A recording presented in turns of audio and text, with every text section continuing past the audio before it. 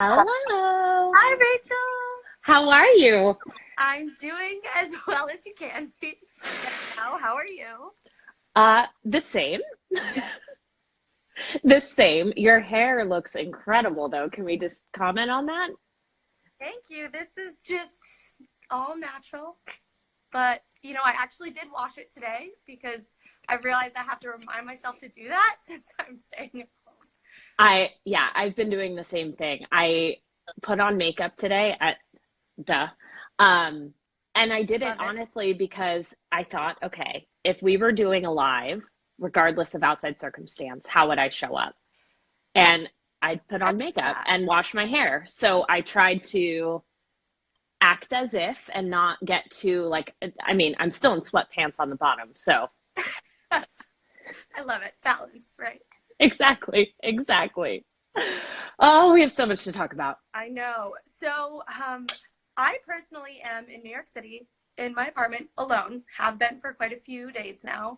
And so we want to focus this discussion on people who are either alone or feel very alone in this situation versus being surrounded by like partners, friends, family.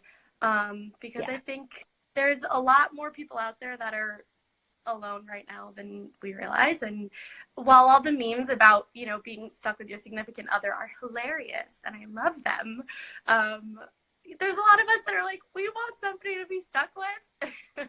Yeah. And it's really not, it doesn't take into account on both sides, right? Like there are people who are living with roommates right now that they can't stand and don't know how to take alone time from and all of that.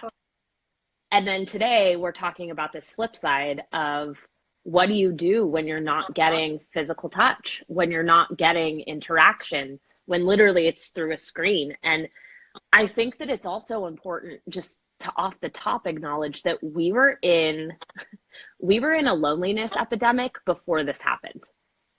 Oh yeah. So even before, pre-corona, we were technically in what was called a loneliness epidemic. And there Mhm. was so much research being done psychologically around what that meant and all of these things. And so even before we were actually alone, we were already feeling lonely. Oh, so can you tell us a bit more about like why that loneliness epidemic was happening, kind of like what that does to your brain and to your body when you are feeling lonely? Yeah, absolutely. So, from an evolution standpoint, we've been pack mammals forever. Like, we go back in time, we liked being in packs and communities. And with the internet, it really allowed us to kind of distance ourselves from that in person connection and from all being together. And it's not that feeling lonely on its own is necessarily a bad thing, just like feeling Mhm. jealousy on its own is not necessarily a bad thing. But when we feel it chronically, which is what's starting to happen with this, that's when it can Mhm. start to get not so great. Um, just like any Yeah. other emotion, loneliness is controlled in here. And Mhm. when we feel lonely, the parts of our brain that release serotonin and that release dopamine, the two feel good neurotransmitters, kind of shut Mhm. down. And so Yeah. it's really challenging when you're by yourself. You're also navigating anxiety, stress, depression outside of it. And the lack of those things can create it. So it's a chicken egg thing, right? Like, Mhm. yeah, I hope that answers your Great. question. So I feel like a lot of us, Yay. right? It's like all good news. I feel like a lot of us are turning to, technology because it's the only way we really can socialize right now. But is there a point where like that's going to backfire, where it's like too much screen time, too much typing, or is it better than nothing? So we just have to like keep at it. I think it's an and, not an or, right? Yeah. We will all hit a cap point. For me, it was like day two. Uh-huh. Everyone was reaching out. And on one hand, it was so wonderful. I mean, I would set my phone down for 5 minutes. I'd come back and I'd have like four missed FaceTime calls and like 82 texts. And I'm like, wow, that's amazing. And then it started creating anxiety. Like I had to respond to all of the things and I Mm-hmm. had to. So there is an integration to strike for those of us who are alone or together. I know today we're specifically talking about alone. Uh-huh. You can still take alone time and find time to socialize just like you Yeah, would if this wasn't going on. that's a great point, and I never really thought about it like that. Well, good. I'm glad. You know, it's really easy to sit back and say, well, I can't meet up with people in person, so I have to get all of this in and be constantly Uh-huh. on Zoom or on Instagram or be with the, I mean, my screen time, Lauren, shot up from an average of like 4 hours a day. I checked it. I was on my phone 9.5 hours Oh my God, yesterday. much. Ooh, do your eyes hurt? Yes. And normally, like, I wear blue blockers when I work, but that's insane. Like, that's not healthy for Yeah. anybody, even when we're connecting. So it's really about Yep. finding what that quote unquote new normal is. And Mm-hmm. that's honestly why I don't like the term normal. Because we get to times like Yeah. this and we're like, I just wanted to go back to normal.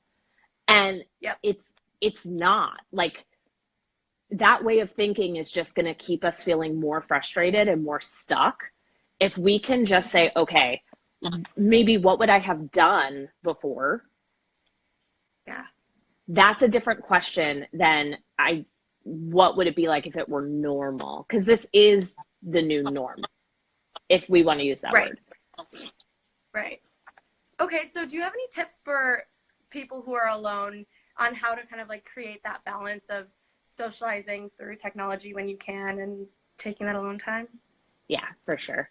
Um, I wrote down so many tips ahead of time because I didn't want to forget anything.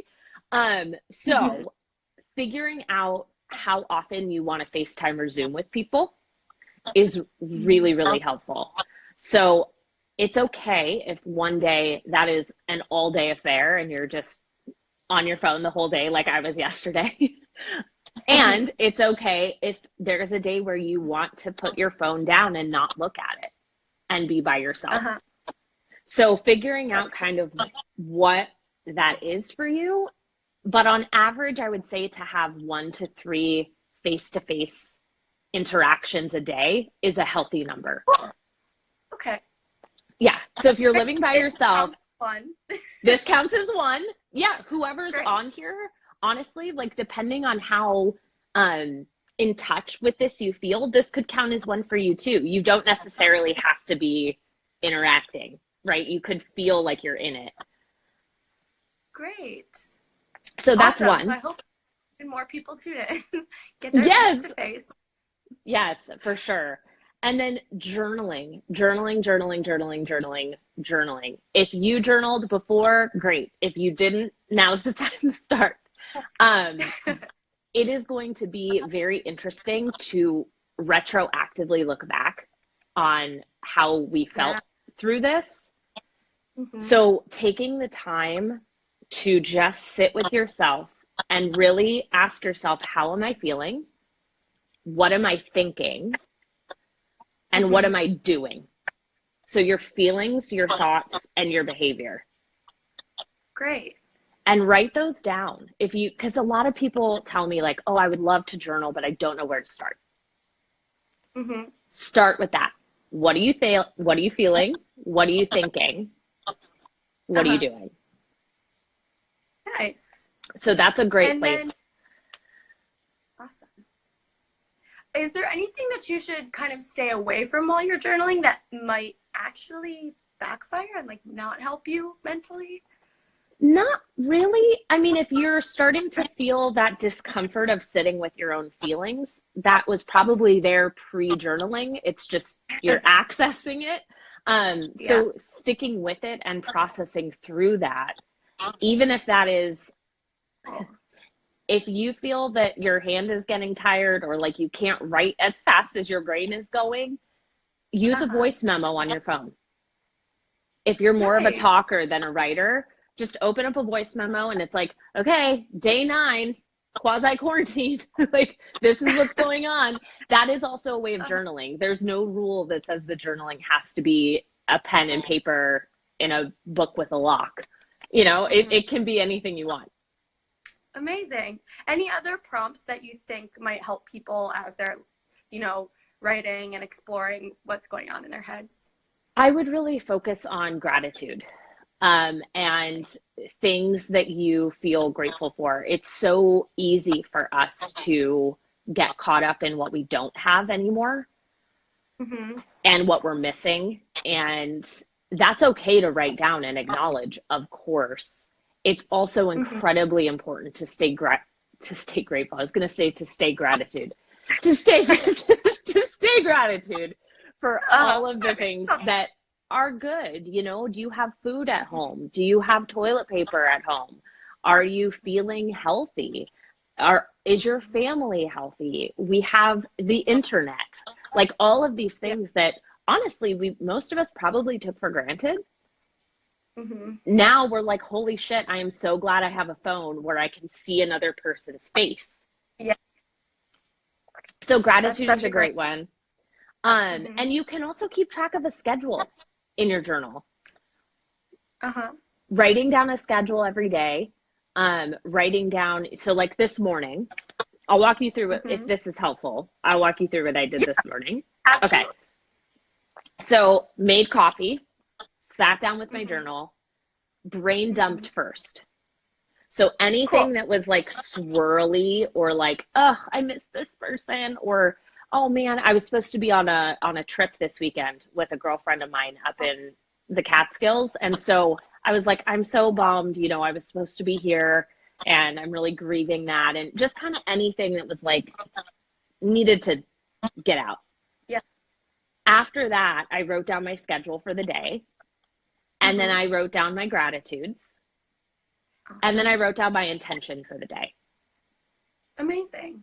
So it really helped get my brain in a place of, let's look for the good.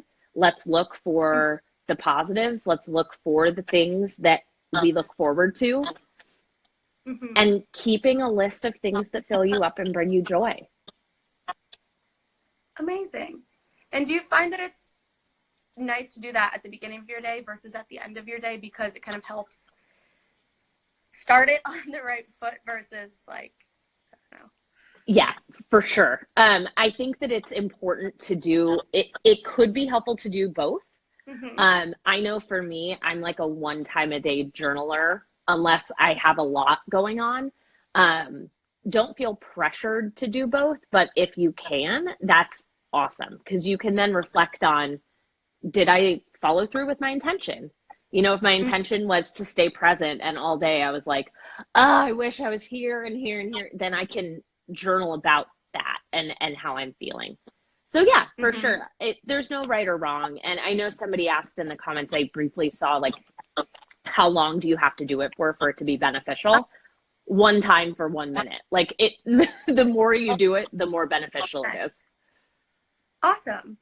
So I know we're only on like tip number 2, but anything else for us? Yeah.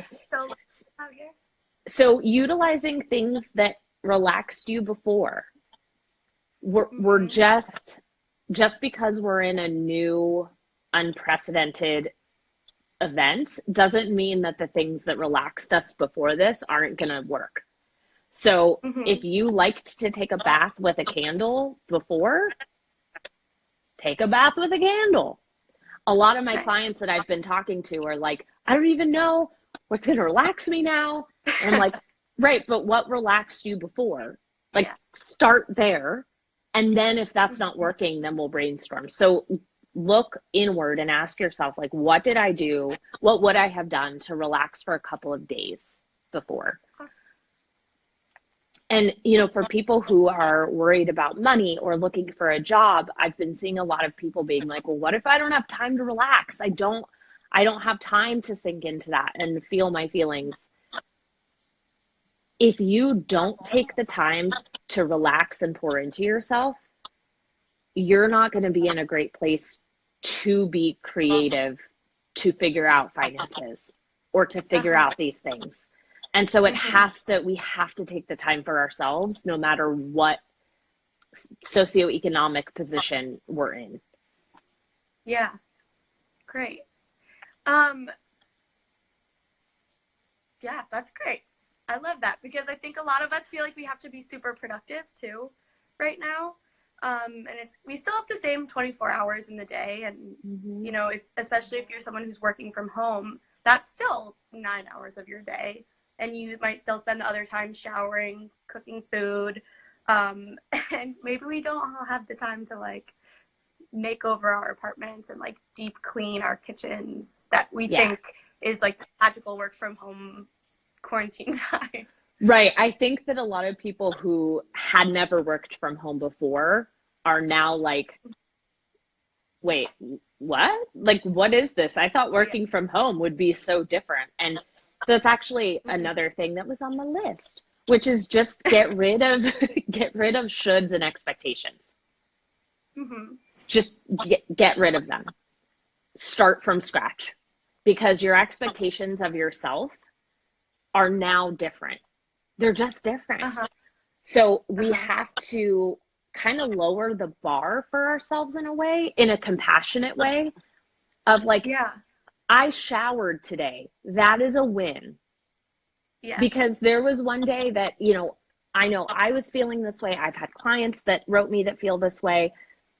Sometimes our anxiety, our loneliness, our whatever emotion it is can spike, and it's hard to shower. It's hard to change out of sweats. It's hard to exercise. So when we do these things, we got to celebrate ourselves and honor the fact that we did it, and not in a Yeah. patronizing way like, oh, good job, Rachel, you showered. Like, truly, like, I, I showered. Go me. Like, we're in the middle of Yeah. a global pandemic and I took a shower. I'm amazing. Like, really speaking well to Yeah. yourself, just like you would with you. Like you said, I washed my hair and we were like, yay, that's amazing. Like, we got to do that for ourselves too. And Uh-huh. and do it for our friends and family as well. Great. I love that. Um, and so in terms of managing anxiety and depression, and like if you are starting to feel all those feelings, I know that's something that a lot of our community members were asking about. So if you kind of feel yourself spiraling and like having a moment, how long should you give yourself to just like maybe have a breakdown? And then what things can you do to help manage that throughout this potentially very long experience? I know. First of all, just know that Deep you're breath. not alone. Mm-hmm. I don't know anyone who has not felt some level of anxiety and or depression thus far through this. Mm-hmm. It is a normal human emotional response to feel that way. So when you're feeling it, I want you to try to imagine that you are talking to a 4-year-old who is Oh. feeling his or her feelings. Mm-hmm. So how would you talk to that 4-year-old? If that 4-year-old came up to you and said, I'm scared that I'm not going to get to see my friends for 2 more months, Oh. Mm-hmm. how would you respond to her? Like, that is terrifying. It makes sense why you'd feel that way, right? We'd meet this little girl Yeah. with compassion, or little boy, and when it's ourselves, we're like, oh, okay, you have to push through this. You have shit to get done. You need to do this work. And we're not, the more that we try to shove it down, the more that we try to escape those feelings, they're just going to come Uh-huh. back with even more force. And they're going to come back Mm-hmm. angrier. And it's like a little kid that's like trying to get your attention, where it's like, mom, mom, mom, mom, mom. And when you don't respond, they're like, hello. And then you turn Yep. around and you acknowledge them and they're like, oh, okay, bye. Yeah. Sometimes feelings are like that. And we just need to acknowledge them with compassion and let ourselves feel them. The the the way that we're experiencing fear and anxiety right now, makes a lot of sense with what's going on, Mm-hmm. right? There's so much unknown, Yeah. and anxiety is based in unknown. So for someone to be Uh-huh. like, I don't like that I'm feeling anxious, well, nobody does. Like, let's just get that Mm-hmm. out there. It sucks. Like, I don't want to, Yeah. ugh, it's the worst feeling. Lean Mm-hmm. into anxiety coping tools, even if you have never experienced anxiety before. So, Mm-hmm. breathing, learning about breath work and grounding breath. I'm running a free support group and we're doing breath work in it and talking about coping skills. So, look for stuff like that online. Mm-hmm. Limit your news intake to a certain amount per day. Don't just have CNN on in the background all day. Yeah. No, like we need to stay informed, but we also cannot take that in all day, every day. It's just, it's not Yeah. good. Absolutely. And acknowledging the feelings to someone that you trust and love. So if you're feeling Okay. depressed, if you're feeling anxious, call a friend, text a friend, let them know. Mm-hmm. Mm-hmm. You know, like, hey, Lauren, my anxiety is spiking. I don't need you to Uh-huh. do anything about it. I need to tell somebody. Yeah. Great. And And that connection. great. We had somebody in the community ask, what do I do if my friends are all talking about virus anxiety to me and I just can't mentally handle taking on their feelings as well? Which I think a lot of us are all just like venting to each other, which is great. But what do you do Yeah. if you're hitting a limit and you don't want to make your loved ones then feel like even more alienated? It's such a good question. Such a good question. So again, I want to frame it for everybody in terms of what would you do if this were not about Corona and if Mm-hmm. everyone were writing you about something that you are uncomfortable with and you hit a threshold for. Uh-huh. You would set a boundary. Mm-hmm. So we are all being kind of forced into a growth situation where, especially those of us who are not great at setting boundaries, who are afraid of setting boundaries, we're kind of being shoved into a position where if we want to survive and protect our own mental health, we're going to need to. Because you're right, that is such a real thing happening all over. Yeah. So something along the lines of, you know, hey, Sally, Mm-hmm. I know I'm feeling this with you. I'm going to take a break from talking about everything that's going on for my own mental health. I love Mm-hmm. you. Let's circle back to this in a couple of days.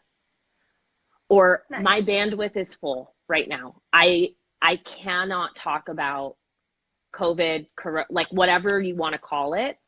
I would Yeah. love to text message with you. I just need it to be about anything else besides this because I'm at my limit today. And if you Mm-hmm. don't want to write about anything else, I understand. I just, for the next 24, 48 hours, I can't, I'm at my limit. And I hope that you understand. Uh-huh. Great. I hope that that's Love helpful and that. tactical.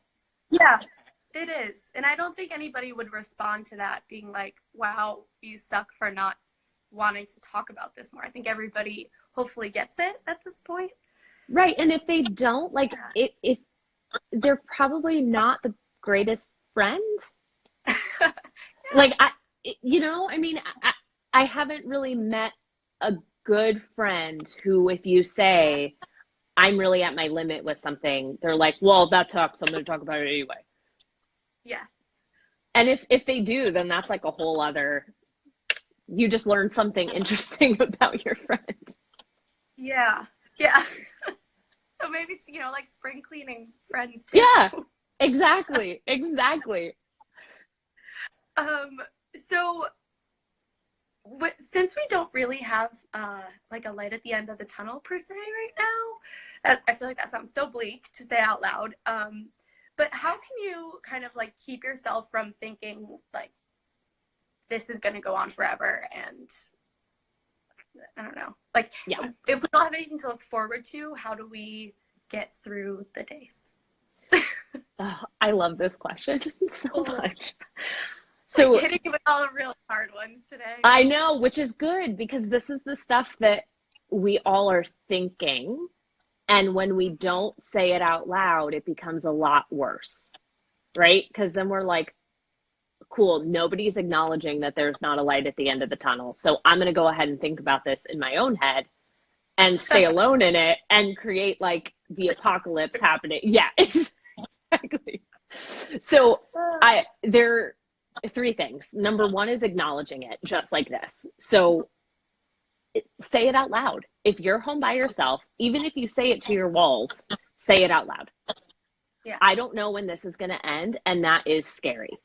I don't know when this is going to end, and that is horrific. Like whatever word is appropriate that you're feeling, use it. Just say it out loud. And then the two like tactical things. Number one, make a list of things you want to do or would like to do or watch while you're in quasi quarantine. So give yourself like a bucket list of things. So is there a TV show that you've been wanting to watch, but maybe just haven't had the time or haven't had the ability to make it a priority? Maybe there's a project you've been wanting to do. Maybe you want to learn how to play the guitar, and that goes on your list. You know, give yourself things that you can actually accomplish and look forward to within the confines of your home. So that way there's still some sense of like, oh, okay, it's Friday, I'm working today.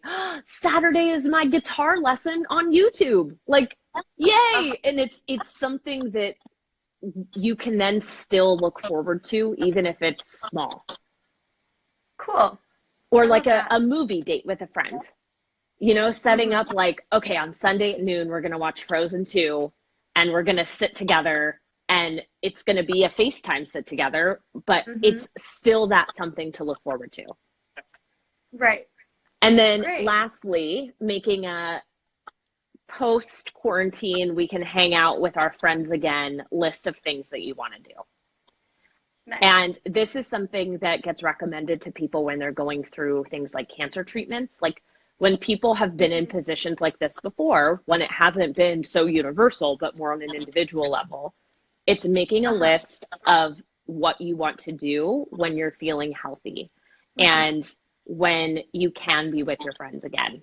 And so doing that now is wonderful. And thinking about, you know, like I haven't been to the Statue of Liberty since I was 9.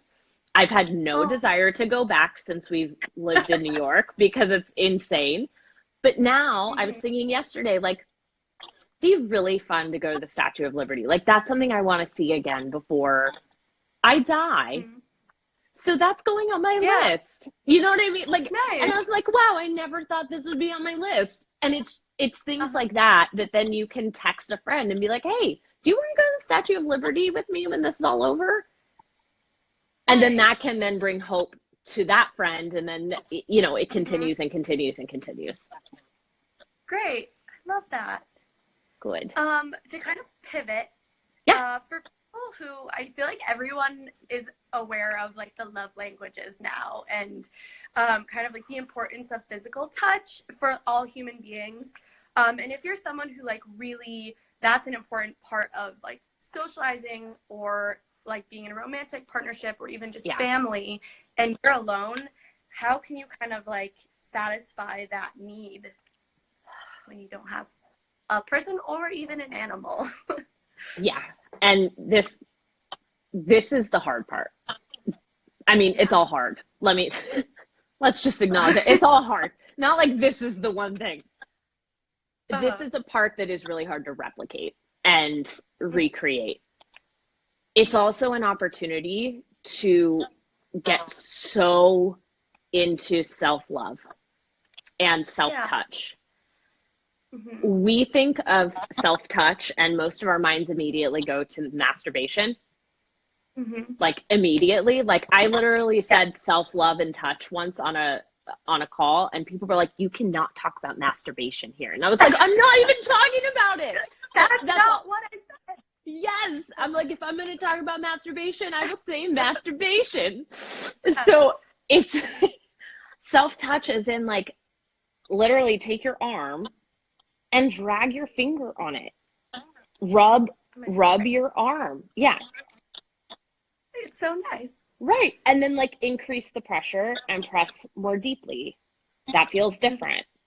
Then go get lotion and rub the lotion into that same part of your arm. Give yourself the physical contact and touch that you are craving from other people. And it's not going to replace it completely. There is no replacement for another human being touching another human being. There's just not. But it will help in the meantime. And it's way better than sitting just not touching yourself at all. Yeah. And also masturbation. Also that. Yeah. It's really take the time to explore your body in all of the ways, sexual and non-sexual. You know, rub your feet, see what it feels like to rub your knees. Use this as the ability to be with yourself with less distraction. Nice. I love that. Awesome. Anything else that you wanted to talk about, or any questions from our community that you guys want answered? Yeah, feel free to ask. I think that the one thing that I want to get across is that there's no right or wrong way of doing this. It's not like someone wrote a guidebook and we all are just reading it, and people who aren't doing it are wrong and some of us are right. You know, there are people who are not showing up on social media very much right now. There are people who are live streaming their whole day. And then there are people in between, and all of that is okay. There is no good, bad, right, wrong. And it's massively important to acknowledge that both for yourself and for other people, that we can't hold each other to a standard. We can't hold ourselves to a standard because we have not lived through anything like this before. So saying like, I should do this or I should be able to do that, it's not good anytime, but right now, especially, like, no, there is no, there's just nothing to tell you what is good or bad right now, except for the basics. So do what feels good for you, you know, try some of these tips and just compassion. Yeah. Awesome.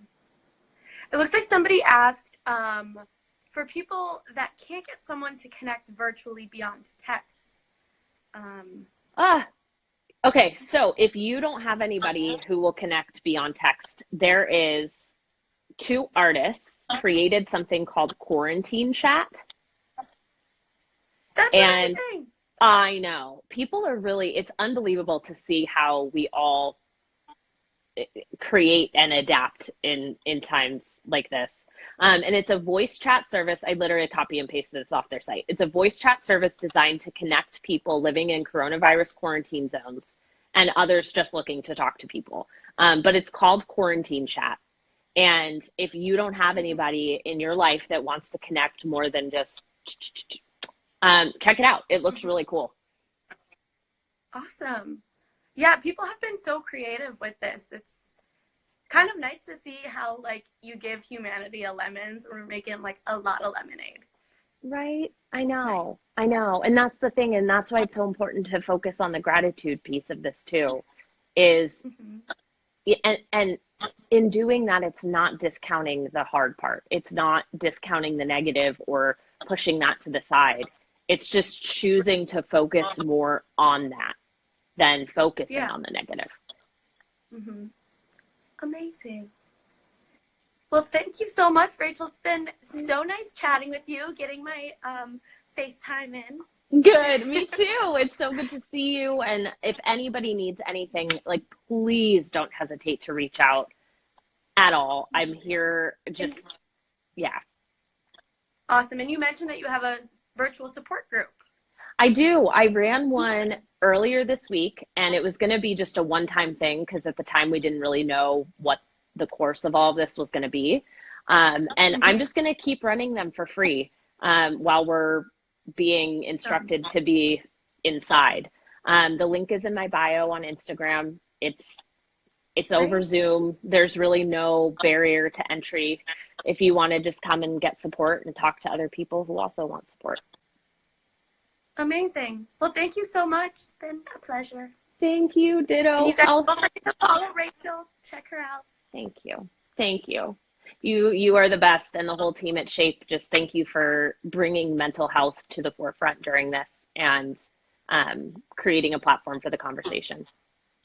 Awesome. And everybody, we're going to be hopefully keeping this going and talking more about also if you live with a partner or you're with family and maybe you're going crazy with them, how to handle that, and all the other things that we're facing right now. So hopefully this is just the first of many. Thanks everybody for tuning in. Bye. Bye.